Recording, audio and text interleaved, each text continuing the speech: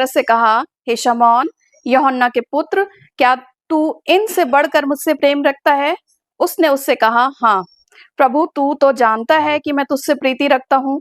उसने उससे कहा, मेरे मेमने को चरा।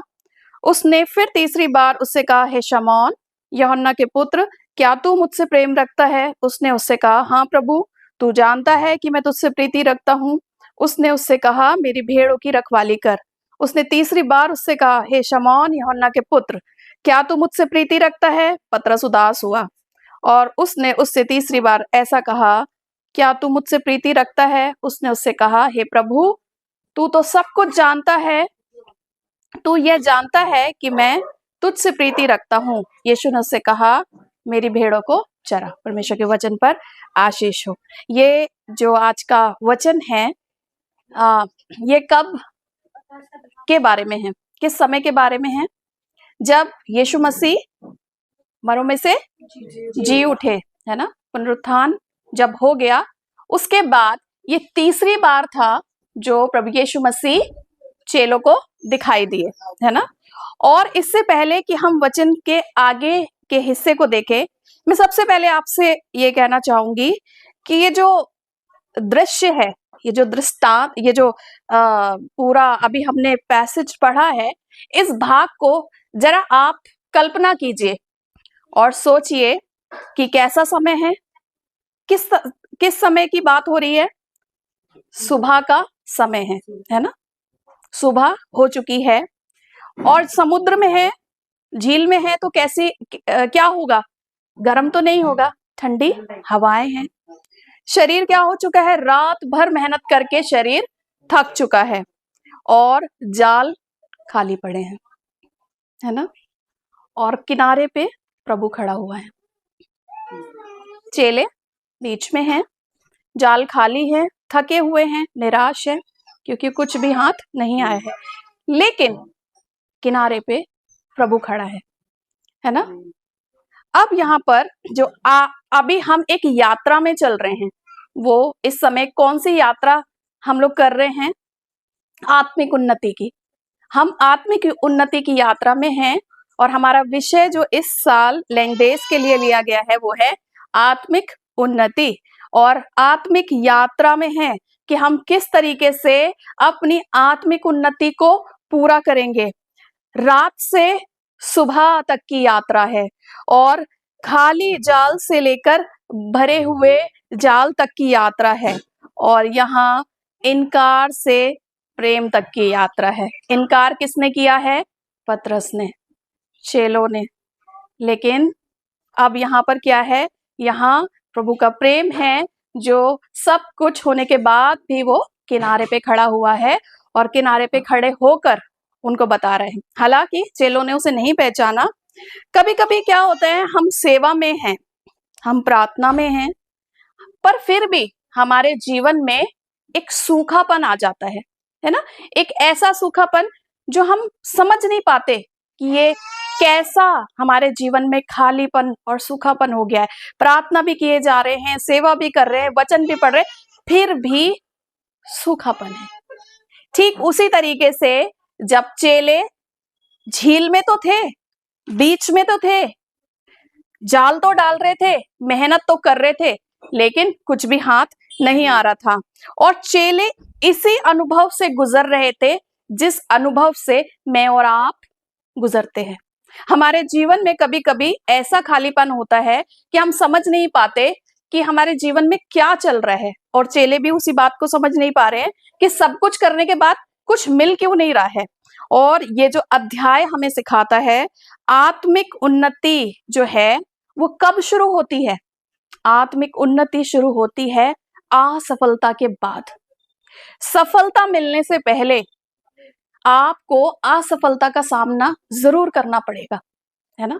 इसी तरीके से आत्मिक उन्नति के लिए, आत्मिक उन्नति की यात्रा में आप तब आएंगे जब आप पहले असफल होंगे, उसके बाद आप उस यात्रा में शामिल होंगे। और यहाँ चेले भी असफल हो चुके थे, लेकिन आगे हम पूरे अध्याय को पढ़ेंगे। हमने पढ़ा है कि किस तरीके से प्रभु यीशु मसीह आके खड़ा हुआ। प्रभु यीशु मसीह ने उनको बताया, कितनी मछलियां मिल गई थी उनको? 153 मछलियां मिल गई थी, है ना। वहीं पर उन्होंने पतरस को भी बताया कि उसे क्या करना है ना। चेलों पे जाहिर भी हुआ प्रभु यीशु मसीह, आके उनके लिए खाने का भी इंतजाम किया था। सब कुछ प्रभु कर रहे हैं, लेकिन उससे पहले कि वो काम करे, वो चेले क्या हुए? उदास हुए, असफल हुए, निराश हो गए, है ना। लेकिन फिर भी प्रभु उन्हें सिखा रहा है। यहां पर सबसे पहला पद है, उसमें क्या लिखा हुआ है? इन बातों के बाद, इसके पश्चात, इसके बाद। किसके बाद? क्या हुआ है पीछे? कौन सी बातें हो गई पीछे? क्या हुआ है आशी पीछे? पीछे कुछ हुआ है? पीछे के अध्याय में हम देख रहे हैं पीछे कुछ हो चुका है ना। क्या हुआ है? यीशु मसीह का क्या हुआ है? क्रूसीकरण हुआ है ना। यीशु मसीह का इनकार हुआ है, यीशु मसीह को क्रूस पर चढ़ाया गया है। चेले उलझन में हैं, डरे हुए हैं, परेशान हैं, दुख उठाया है। और इन सब के बाद, दुख उठाने के बाद, प्रभु का क्रूस उठाने के बाद, उलझन के बाद, पतरस के इनकार के बाद, अब क्या हो रहा है? अनुग्रह का नया अध्याय शुरू हो रहा है। जब तक हमारे जीवन में असफलताएं नहीं आएंगी, निराशाएं नहीं आएंगी, हमारे जीवन में टूटना नहीं होगा, तब तक हम परमेश्वर के अनुग्रह से हम कैसे वाकिफ हो पाएंगे। और यह अध्याय हमें सिखाता है कि जब यहाँ इनकार हुआ है, यहाँ प्रभु ने क्रूस उठा लिया है, प्रभु ने सब कुछ हमारे लिए कर दिया, हमारे पापों के लिए अपनी जान तक दे दी है। उसके बाद एक नया अध्याय शुरू हुआ है सबके जीवन में। आज हम यहाँ इकट्ठे हैं और प्रभु की आराधना और स्तुति कर रहे हैं और अनुग्रह में है, इसलिए क्योंकि क्रूस उठा लिया गया है, क्योंकि उसने हमारे लिए अपनी जान को दे दी है और अनुग्रह का नया अध्याय शुरू हो चुका है। यदि प्रभु नहीं आता, यदि प्रभु क्रूस नहीं उठाता, तो क्या हमें अनुग्रह मिलता?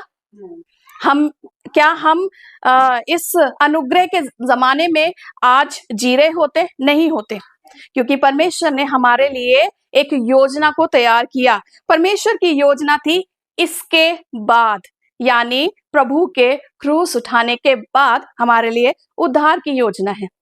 आत्मिक उन्नति, असफलता को अंत ना माने। जब हमारे जीवन में असफलता आती है तो हम निराश होकर ये ना बोले अब कुछ नहीं हो सकता, कुछ रास्ता नहीं दिखाई दे रहा। लेकिन परमेश्वर का वचन आज हम सबको सिखाना चाहता है, असफलता आपके जीवन का एक नया आरंभ है।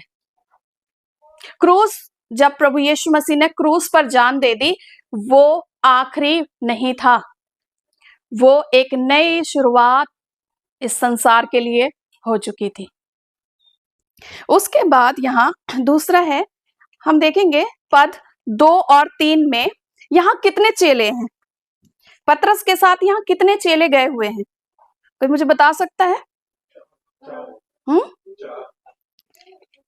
गिन के बताएंगे कितने चेले हैं? पहला तो पतरस है, दूसरा तोमा है, और नतनएल है, और जब्दी का पुत्र नहीं, जब्दी के पुत्र हैं, यानी कि 2 पुत्र हैं। और फिर उसके चेलों में से 2 और जन इकट्ठे थे, यानी टोटल यहाँ कितने लोग हैं? 7। यहाँ 7 चेले हैं, है ना। और 7 चेले हमें क्या सिखाते हैं आज इस अध्याय से? कि एक समूह का प्रभाव पड़ता है। जब हम समूह में होते हैं, एक अकेला सब कुछ नहीं कर सकता, लेकिन जब हम प्रभु के लिए इकट्ठे हो जाते हैं तो उसके प्रभाव से बहुत कुछ हो जाता है। यहाँ कौन नेतृत्व कर रहा है? लीडरशिप कौन ले रहा है? पतरस, है ना। पतरस कौन सी लीडरशिप ले रहा है? क्या पकड़ने जा रहा है? मछली। संगति प्रभावित करती है। पतरस ने क्या कहा कि मैं मछली पकड़ने के लिए जा रहा हूं, है ना। और उसके साथ साथ और कितने लोग हो गए? 6 और हो गए। वो भी मछली पकड़ने के लिए चल पड़े। परमेश्वर का वचन आज हमें सिखाता है हम कैसा नेतृत्व कर रहे हैं, हम कैसी लीडरशिप रख रहे हैं। हम घर में हो, बाहर हो, चर्च में हो, कहीं पर भी हो, हम कैसी लीडरशिप कर रहे हैं। क्या हम लोगों को तैयार कर रहे हैं प्रभु के लिए, या हम किसी और काम के लिए उनको तैयार कर रहे हैं। आत्मिक उन्नति, ध्यान रखेंगे, हमारे जो निर्णय होते हैं, हमारे निर्णय का प्रभाव लोगों पर पड़ता है। क्या हमने प्रभु के लिए जीने का निर्णय किया है? यदि आज आपने स्वयं के जीवन में प्रभु को पहला स्थान नहीं दिया है, प्रभु के लिए आपने निर्णय, प्रभु के लिए जीने का निर्णय नहीं लिया है, तो आपके पीछे जो आपके बच्चे हैं, आपका परिवार है, आपकी कलीसिया है, वो क्या निर्णय लेगी? क्योंकि परमेश्वर का वचन सिखाता है कि नेतृत्व यानी कि लीडरशिप प्रभावित करती है। तो इसलिए हम जहां पर भी रखे गए हैं, हमें बहुत ध्यान से लीडरशिप करनी है। और आपका जो मनोबल है वो दूसरों की दिशा को तय करता है। आप क्या कर रहे हैं वो दूसरे लोगों को प्रभावित करता है। क्या आप प्रभु के लिए जी रहे हैं, तो आपको देखने वाला भी प्रभु के लिए जिएगा। यदि आप प्रभु के प्रति ईमानदार हैं, तो देखने वाला आप प्रभु के लिए आप ही ईमानदार हो जाएगा। यदि आपका जीवन ऐसा है जो दूसरों को प्रभावित नहीं करता है, तो आज परमेश्वर का वचन कहता है कि अपने जीवन के बारे में सोचे और विचार करे, हमारा जीवन कैसा है। अब तीसरी बात इस अध्याय में कि वो रात भर मेहनत करते रहे। पद 3 में लिखा हुआ है कि शमौन पतरस ने उनसे कहा, मैं मछली पकड़ने जा रहा हूं। उन्होंने उससे कहा, हम भी तेरे साथ चलते हैं। अतः वो निकल कर नाव पर चढ़े, परंतु उस रात कुछ ना पकड़ा। रात भर मेहनत करते रहे, पर सब कुछ खाली रहा, जाल खाली है। हम बहुत काम करते हैं, हमारी बहुत सारी गतिविधियां होती हैं, परिणाम 0 होता है। क्यों 0 क्यों है? कोई मुझे बताएगा कि परिणाम 0 क्यों होता है? हम करते तो बहुत कुछ है, लेकिन वो 0 क्यों हो जाता है? हाँ, क्योंकि हम आत्मनिर्भर हो जाते हैं। हम खुद पे यकीन करते हैं, परमेश्वर पे नहीं। निर्भर नहीं होते हैं, आत्मनिर्भर बनते हैं। और जब हम आत्मनिर्भर बन जाते हैं, जाल खाली रहेगा। इन लेंट डेज में परमेश्वर हमें सिखाना चाहता है, आत्मिक उन्नति के लिए प्रभु पर निर्भर होना सीखो। जिस दिन प्रभु पर निर्भर होना सीख जाओगे, जाल खाली नहीं रहेगा। यहाँ चेले मेहनत कर रहे हैं, जाल फिर भी खाली है, क्योंकि उन्होंने स्वयं पर निर्भर होना सीख लिया और परिणाम उसका 0 हो गया। और आत्मिक उन्नति हमें सिखाती है, हमारी व्यवस्था नहीं होनी चाहिए।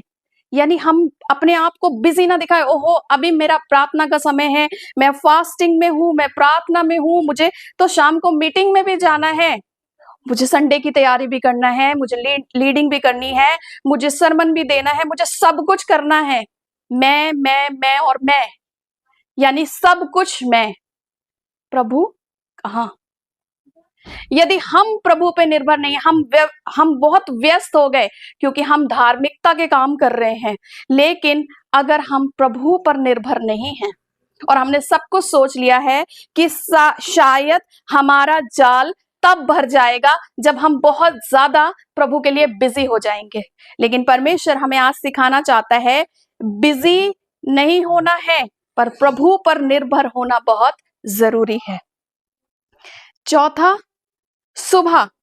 यहां रात से क्या हो चुकी? 4 और 5 हमें सिखाता है, भोर होते ही यीशु किनारे पर आके खड़ा हो गया। रात है, रात में अकेले थे, पर जैसे ही सुबह हुई, यीशु किनारे पे आके खड़ा हो चुका है। और क्या कह रहे हैं? तो भी चेलों ने उसे नहीं पहचाना। आज भी सुबह प्रभु खड़ा हो जाता है, हमारे जीवन की सुबह में परमेश्वर खड़ा हो जाता है, लेकिन हम नहीं पहचानते। और तब यीशु उनसे कहता है, हे बालकों, क्या तुम्हारे पास कुछ मछलियां हैं? वो आज हमसे भी कहता है, तुम्हारे पास कुछ है? और हमारे जाल तो खाली पड़े हुए हैं। और यीशु किनारे पर आया, पर चेलों ने उसको नहीं पहचाना।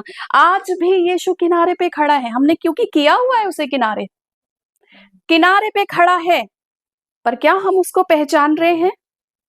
क्योंकि हमारी जो दूरी है, उस दूरी ने हमारी नजर को धुंधला कर दिया है। यदि इतने यहाँ कोई खड़ा होगा तो मैं उसे पहचान सकती हूँ, पर यदि वो वहां जाके खड़ा हो जाए तो शायद मुझे पहचानना मुश्किल हो जाएगा। यदि और थोड़ा दूर जाएगा तो वो मुझे और भी मुश्किल हो जाएगा। और दूर होगा तो मुझे सिर्फ ये दिखाई देगा कि कोई तो खड़ा है, पर कौन है मैं नहीं जानती, है ना। अब वो इंसान है या जानवर है वो भी मुझे पता नहीं चलेगा। तो ये दूरी हमने तय कर दी है, और ये दूरी हमें प्रभु को पहचानने में क्या करती है, हमारे नजरों में धुंधलापन आ जाता है, क्योंकि हमने प्रभु से दूरी बना ली है, काम को दोस्त बना लिया है, अपनी व्यवस्था को दोस्त बना लिया है, पर प्रभु को किनारे खड़ा किया है। और उसको कहते हैं तू किनारे ही खड़ा रहे, क्योंकि काम मुझे बहुत है, मुझे मीटिंग में जाना है, फिर मैं रात में आऊंगी या आऊंगा, मुझे फिर प्रार्थना भी तो करनी है, पर तू दूर रहे प्रभु, तू किनारे पे खड़ा रहे। और जब हम परमेश्वर से दूरी बना लेते हैं, तब हमारी नजरें जो होती हैं वो धुंधली हो जाती हैं, और आत्मिक उन्नति हर परिस्थिति में प्रभु को पहचानना सीखे। परिस्थिति कैसी भी हो, अच्छी परिस्थिति है तो भी प्रभु को पहचाने, बुरी परिस्थिति है तो भी प्रभु को पहचानने, जाल खाली है तब भी प्रभु को पहचाने, और जाल भरा हो तब भी प्रभु को पहचाने।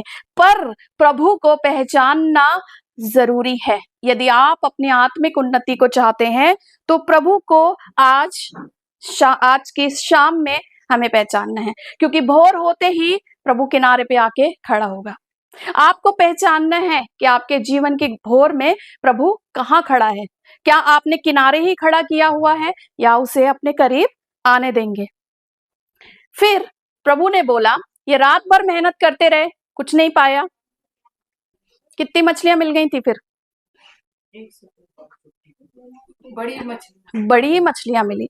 लेकिन प्रभु ने उनसे कहा, पूरी रात मेहनत करी, सब कुछ किया, कुछ नहीं मिला। लेकिन अब प्रभु कह रहा है कि पद 6 में जाल को किस ओर डालो? दाहिनी ओर डालो।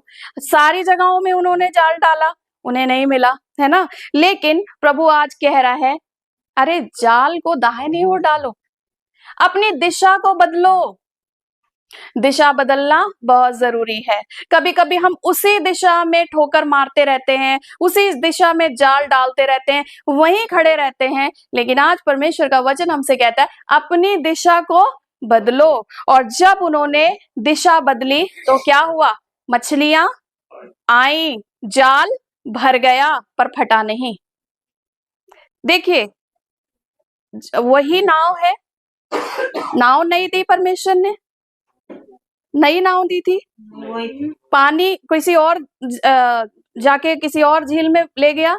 वही नाव है, वही झील है, और वही जाल है, पर नया क्या हो गया है? दिशा, है ना। कभी कभी हमें हमारी दिशा को बदलना बहुत जरूरी है। प्रभु काम नहीं बदलता, काम आपका वही है, सिर्फ आज्ञाकारिता की दिशा बदलती है। आज्ञाकारी होना है परमेश्वर के प्रति, हमारी दिशा को बदलना है। क्यों हमारी आत्मिक उन्नति नहीं हो रही है? क्योंकि आज शाम प्रभु कहना चाहता है, अपनी दिशा को बदलो। आपको प्रभु आपका घर छोड़ने के लिए, आपकी जॉब छोड़ने के लिए, आप कुछ भी छोड़ने के लिए नहीं कहता है। सिर्फ आपको आप ही की दिशा को बदलना है और कुछ नहीं करना। प्रभु आपको उसी में आशीषित करेगा। एक छोटी सी आज्ञाकारिता क्या थी? दाहिनी ओर डाल दो, छोटी सी बात थी। और उस दाहिनी ओर डालने से क्या हुआ? एक बड़ा आश्चर्य कर, एक बड़ी चीज। आज्ञा कितनी सी थी? छोटी सी। मछलियां कितनी आई? इतनी सारी। तो आज्ञाकारिता छोटी सी होती है, पर आशीष जो है बहुत बड़ी होती है। तो परमेश्वर का वचन कहता है आज हमें आत्मिक उन्नति के लिए आज्ञाकारी बनो, प्रभु पे डिपेंड होना सीखो, उसकी आज्ञा को मानना सीखो और परमेश्वर आपके जीवन में उस आज्ञाकारिता के बदले में बड़ा काम करने के लिए तैयार है। उसके बाद यहाँ पे पद 7 में देखेंगे, तब उस चेले ने जिससे यीशु प्रेम रखता था, किससे रखता था? बिल्कुल सही, यूहन्ना से प्रभु प्रेम रखता था। ये किसकी किताब है? यूहन्ना की। और उसी का नाम नहीं है, अपने आप को शून्य कर देना। प्रभु कहता है कि यहाँ वचन में लिखा है, उससे जिससे प्रेम रखता था। कौन? प्रभु यीशु मसीह। और जो यूहन्ना है, इसके विषय में कहा जाता है ये प्रेम का प्रेरित है, ये प्रेम का प्रेरित कहलाया।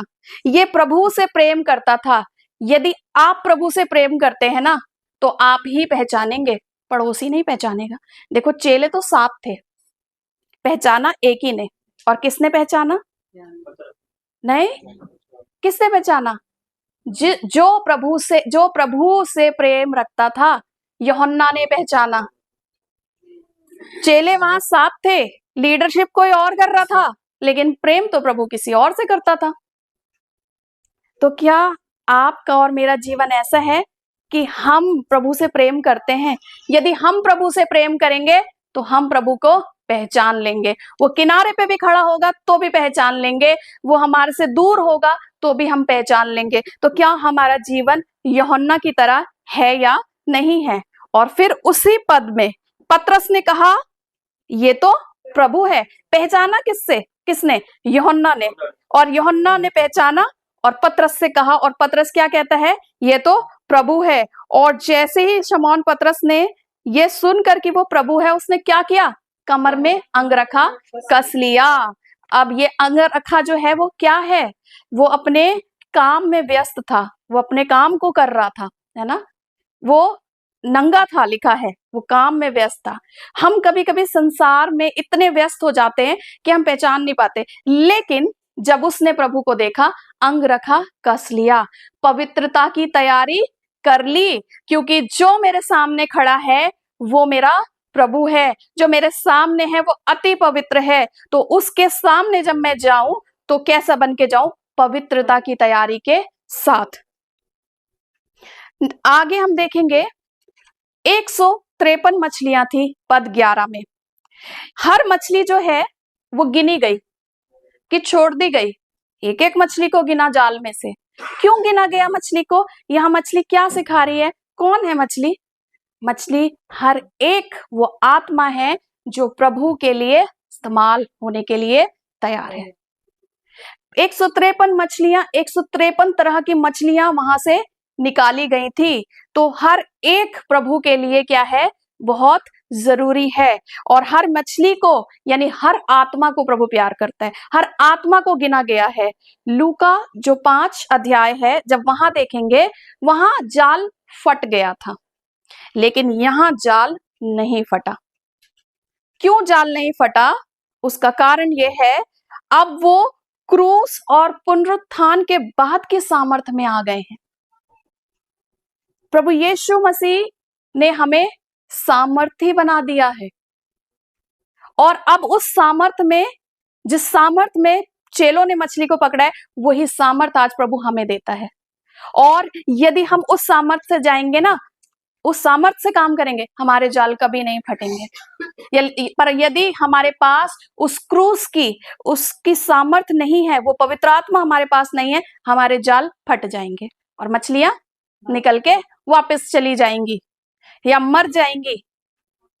पर प्रभु का वचन आज कहता है कि हमारे पास वो सामर्थ्य है जो क्रूस पर जान देकर प्रभु ने हमें अपना पवित्र आत्मा हमें सौंपा है। वो पवित्र आत्मा की सामर्थ्य आज मेरे और आपके साथ है, और वो सामर्थ्य के साथ जब हम काम करेंगे, हमारे जाल कभी नहीं फटेंगे। उसके बाद अंगारों की आग है यहाँ पर पद 9 में। क्या किया था वहां पे? उनके मछली लाने से पहले क्या तैयार कर दिया था? अंगारे। और क्या रखा था उसके ऊपर? मछली और रोटी। यहाँ ये जो शब्द है अंगारा, है ना, यहाँ इसी शब्द का इस्तेमाल यूहन्ना 18 आज आग यहां भी लगी है जहां पे मछलियां और रोटी तैयार हैं। अंगारे जो हैं ये इस बात को याद दिलाते हैं कि पतरस ने कुछ समय पहले प्रभु का इनकार किया था और प्रभु वही बहाल करता है जहां हम गिरते हैं। उसी अंगारे के आगे उसने इनकार किया था, अब उसी अंगारे के आगे प्रभु यीशु मसीह उसी के सामने खड़ा है। जहां हम गिर जाते हैं हमारा उपचार वहीं होता है, कहीं और ले जाके प्रभु नहीं करेगा। और हमारी आत्मिक उन्नति में को अगर हम चाहते हैं, हम अपने घावों को छिपाएं नहीं। पतरस को समझ आ गया था, पतरस को याद आ गया था, यही अंगारे थे, यही आग थी जब मैंने प्रभु का इनकार किया था, और यही आग है जब आज प्रभु यीशु मसीह मेरे सामने है। अपने घावों को छुपाने की आज हमें जरूरत नहीं है। आज अपने घाव को, अपने आप को प्रभु के सामने, और प्रभु जब हमें बहाल करना भी जानता है, प्रभु हमारा इलाज करना भी जानता है, प्रभु हमारे लिए सब कुछ करना जानता है। बस हमें प्रभु के सामने अपने आप का अपने पापों का अंगीकार करना है। यहाँ लिखा हुआ है प्रभु यीशु मसीह ने उनको पहले भोजन कराया, मछली रोटी तैयार रखी थी, हाँ, मछली रोटी तैयार की पद 12 और 14 में, और सबसे पहले उनको क्या किया? खिलाया। लेकिन हम क्या करते हैं? सबसे पहले सुनाते हैं, फिर खिलाते हैं, फिर वो बोर हो जाते हैं और फिर वो भाग जाते हैं। लेकिन प्रभु यीशु मसीह आज हमें सिखाना चाहता है कि सेवा करने से पहले संगति बहुत जरूरी है। संगति हमारी होनी चाहिए किसके साथ? प्रभु के साथ। यदि हमारी संगति प्रभु के साथ और प्रभु के लोगों के साथ नहीं है, हमारा सेवा करना व्यर्थ है। सेवा तो हम कर रहे हैं पर प्रभु की संगति नहीं है तो क्या होगा? हमारी सेवा व्यर्थ है, क्योंकि प्रभु हमें यहाँ सिखा रहा है कि पहले भोजन, उसके बाद बुलाहट। खाना खिलाने के बाद प्रभु ने आगे, हम पढ़ेंगे आगे, उनको काम बताया कि उन्हें क्या क्या करना है। पतरस को सिखाया कि उसे क्या करना है, पतरस से पूछा उसे क्या करना है। तो यहाँ संगति से, सेवा से पहले हमें संगति करनी है, और आत्मिक उन्नति हमारी तब होगी जब हम काम से पहले अपने संबंध को प्रभु के साथ जोड़ेंगे। यदि हमारा संबंध, हमारी संगति प्रभु के साथ नहीं है तो हमारा सेवा करना व्यर्थ है। हम चाहे जितना भी सर पीट लें, अगर हमने अपना संबंध प्रभु के साथ अच्छा नहीं बनाया है और हम उसके साथ संगति नहीं रखते हैं तो हमारा सेवा करना व्यर्थ है। प्रभु ने यहाँ एक सवाल पूछा उससे, क्या तू मुझसे प्रेम करता है? और यही सवाल आज हम सबसे है। आज शाम प्रभु यीशु मसीह आपसे पूछते हैं पद 15 के अनुसार, क्या तू मुझसे प्रेम करता है सैमुअल? और हमारा जवाब क्या है? हाँ है, हाँ है। तब प्रभु कहता है, जरा पढ़ लें पद 15 में क्या लिखा हुआ है। यहां प्रभु ने बोला, भोजन करने के बाद शमौन पतरस से कहा, हे शमौन यूहन्ना के पुत्र, क्या तू इनसे बढ़कर मुझसे प्रेम करता है? अब इनसे बढ़कर कौन है यहाँ पर? ये क्यों बोला? सीधा तो ये भी पूछ सकते थे ना, प्रभु यीशु मसीह क्या तू प्रेम करता है? तो पतरस ये कहता, हाँ प्रभु मैं करता हूँ। फिर वो दोबारा भी पूछ सकते थे, क्या तू प्रेम करता है? तो वो दोबारा बोलता, हाँ प्रभु मैं करता हूँ। तीसरी बार भी ये पूछते। लेकिन यहाँ पर शब्द जो है, वहां पे एक शब्द जिसपे आज शाम मैं रुक गई, वो ये था, इनसे बढ़कर। किन से बढ़कर? क्या है वहां पर? क्या चीजें हैं वहां जिसके वजह से प्रभु ने बोला कि इनसे बढ़कर तू मुझसे प्रेम करता है? वो चेले थे वहां पर, बाकी चेले, उनके साथ रहते हुए उसकी दोस्ती तो हुई होगी, उनके भाई, उसके भाई बंधु थे, उसके मित्र थे। इनसे बढ़कर तू मुझसे प्रेम करता है या नहीं? और आज प्रभु मुझसे और आपसे भी पूछता है, क्या इनसे बढ़कर? अब हमें सोचना है ये जो इन है हमारे जीवन में कौन है, किन से बढ़कर हम प्रभु से प्यार करते हैं। और पतरस जो है प्रभु ने उसको इस बात पे जोर दिया कि इनसे बढ़कर, तो मेरे हिसाब से मैंने 3 चीजों को निकाला है कि हो सकता है इनसे बढ़कर चेले हो सकते हैं, या उसका पुराना काम हो सकता है, और या फिर नाव, मछली, जाल, ये सब हो सकता है, क्योंकि वही उसका जीवन था। तो मेरे हिसाब से मैंने 3 चीजें निकाली कि इन का इशारा प्रभु के लिए, प्रभु ये करना चाह रहा है कि ये, लेकिन आज जो है वो जो इन है कि इनसे बढ़कर, वो प्रभु आज हमसे पूछ रहे हैं हम किन से ज्यादा प्रेम करते हैं। और प्रभु ने उससे ये सवाल इसलिए किया था क्योंकि मत्ती 26 और 33 में लिखा है, पढ़ दे कोई मेरे लिए, मत्ती 26 और उसका 33 पद कोई तेज आवाज में पढ़े।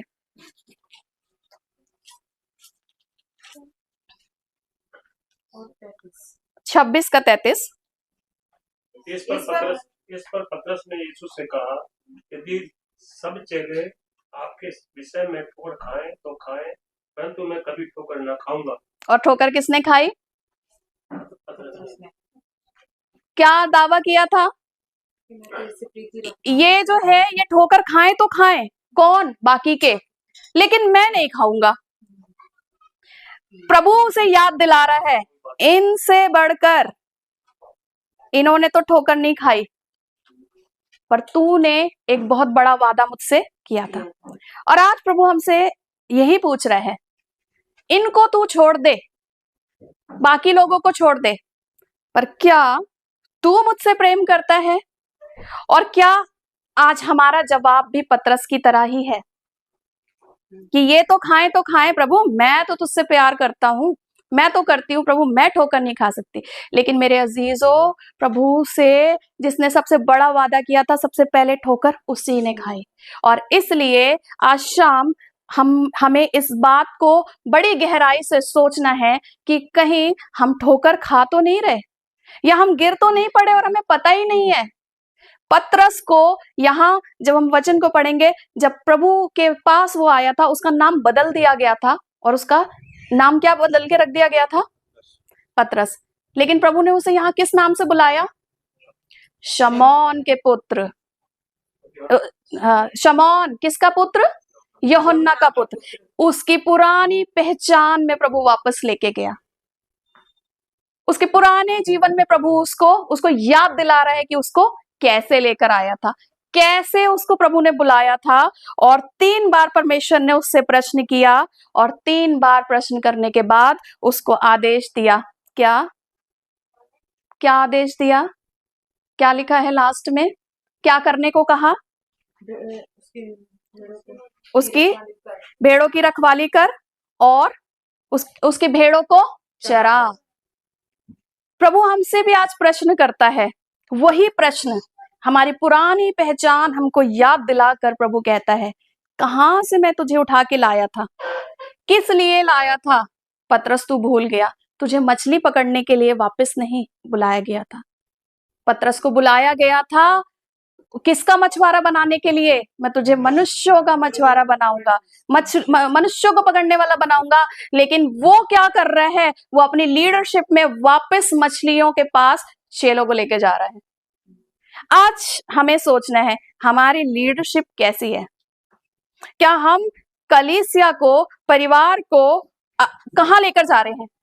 मछलियों के पास, संसार की ओर, या प्रभु के पास? और प्रभु याद दिला रहा है पतरस को, तू क्या था, तुझे किस लिए बुलाया था, तेरा जीवन क्या था, और तू क्या कर रहा है? क्या तू वही बनना चाहता था जिस तरीके से तुझे बुलाया गया है, या तू वो बनना चाहता है जो मैं चाहता हूं? और परमेश्वर ने ये आदेश उसको तब दिया जब उसने उससे प्रेम किया। प्रभु प्रेम करता था पतरस से, और इसलिए तिब्रियास की झील के पास आकर खड़ा हो गया था। क्योंकि पतरस ने क्या किया था? वो खुद तो उदास, निरुत्साह, बिना उद्देश्य के जा रहा था, औरों को भी लेकर जा रहा था। लेकिन परमेश्वर जो है वो अपनी योजनाओं को पूरा करना जानता है। और इस वचन के द्वारा प्रभु आज हमसे भी कहता है, हम निरुद्देश्य क्यों हो गए हैं, हम निरुत्साह क्यों हो गए हैं? हमारा उद्देश्य क्या है? स्वर्ग है या संसार है? क्या है हमारा उद्देश्य? हमारा उद्देश्य क्रूस है या संसार है? हमें वो देखना है। और ये जो प्रेम है, ये कौन सा प्रेम है? ये अगापे प्रेम है। ये आत्मिक नेतृत्व की नींव है। कौन सा प्रेम? अगापे प्रेम। वो प्रेम जो प्रभु ने हमारे साथ किया है। और आत्मिक उन्नति के लिए आज मैं आपसे ये कहना चाहूंगी कि प्रेम में बढ़ो। किसके प्रेम में? अगापे प्रेम में। सेवा में स्वयं को दे दो। आपको कुछ करने की जरूरत नहीं है, फल स्वयं प्रभु लेकर आएगा। हमें सिर्फ सेवा करनी है और उसका जो फल है उसकी चिंता प्रभु को है। और जब हम प्रेम करें, जब हम काम करें, तो हमें सेवा परमेश्वर की प्रेम और बोझ के साथ करनी है, ना कि अपने आप को व्यस्त करके, ना कि अपने आप को धार्मिक दिखा के, परमेश्वर की पूर्णता में, उसकी आज्ञाकारिता में।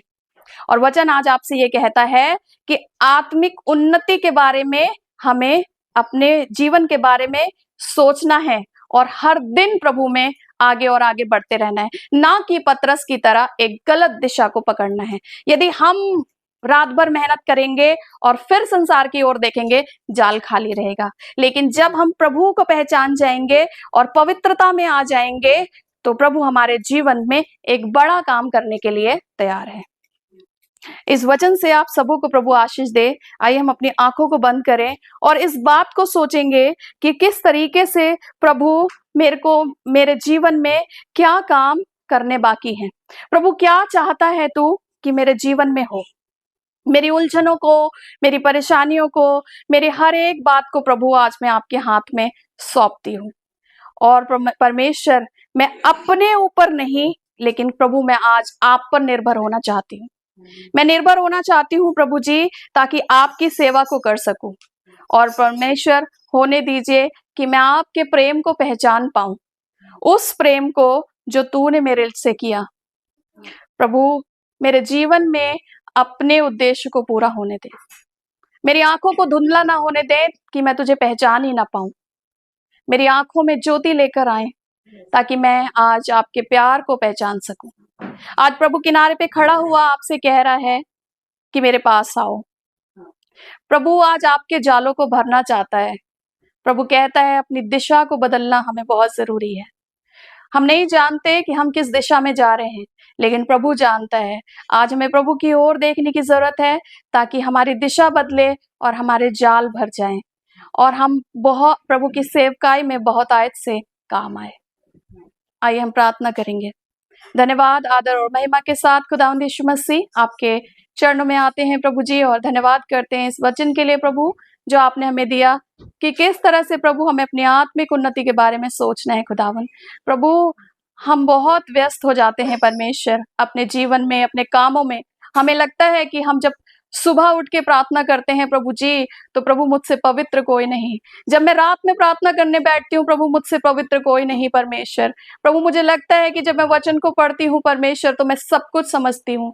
लेकिन मेरे परमेश्वर प्रभु जी, आज भी हमें खाली करने की जरूरत है। प्रभु, ऐसा ना हो खुदावन आज के वचन के अनुसार कि मैं इतने व्यस्त हो जाऊं परमेश्वर कि मैं आपको भूल जाऊं परमेश्वर।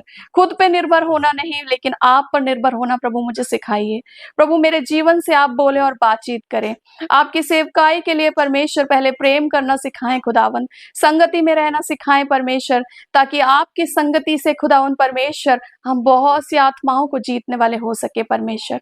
आज खुदावन परमेश्वर हमारे जीवनों को जांचिए और परखिए, ताकि खुदा हम गलत नेतृत्व ना करें परमेश्वर, हम गलत दिशा में प्रभु अपने जालों को ना डालें खुदावन। प्रभु, हम उस जगह जाल डालें परमेश्वर जहां आप चाहते हैं खुदावन परमेश्वर। मेरे प्यारे प्रभु, आज हम अपनी दिशाओं को बदलने के लिए तैयार हैं खुदावन परमेश्वर। प्रभु, हम अपने जीवनों को आज आपके हाथों में सौंपते हैं खुदावन परमेश्वर।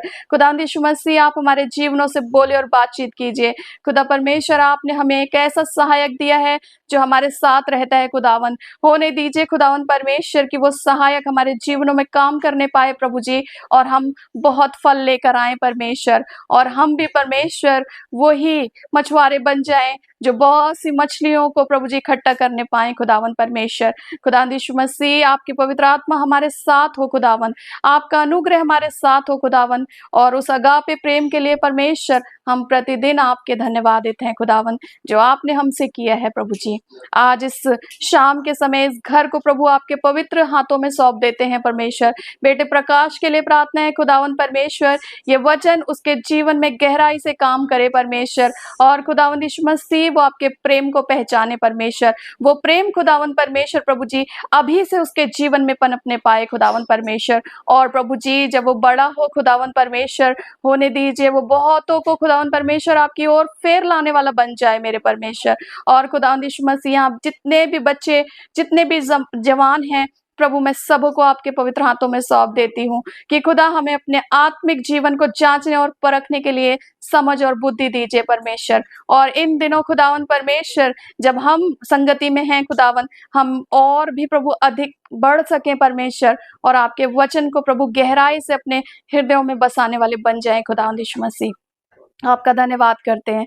इस घर को प्रभु जी आपके पवित्र हाथों में सौंपते हैं प्रभु। ये घर बहुत देरों के लिए परमेश्वर रोशनी का काम करे प्रभु जी, और बहुत से लोगों के लिए परमेश्वर प्रभु जी ये एक आशा और उम्मीद बने परमेश्वर। इस परिवार के द्वारा आपकी महिमा होने पाए खुदावन, आपका अनुग्रह इस घर पर हो खुदावन। पूरे परिवार को, दोनों बच्चों को और हस्बैंड वाइफ को, दोनों को आपके हाथों में सौंपती हूँ परमेश्वर, और प्रार्थना करती हूँ प्रभु अपने अनुग्रह से भरें खुदावन। सारा आदर महिमा प्रभु जी मैं आपको देती हूँ। जितने हम सब यहाँ इकट्ठे हैं, एक एक को प्रभु आप अपने पवित्र आत्मा से भर दें प्रभु। सब बातों के लिए धन्यवाद करते हुए आपके पवित्र नाम से मांगती हूँ, आमीन।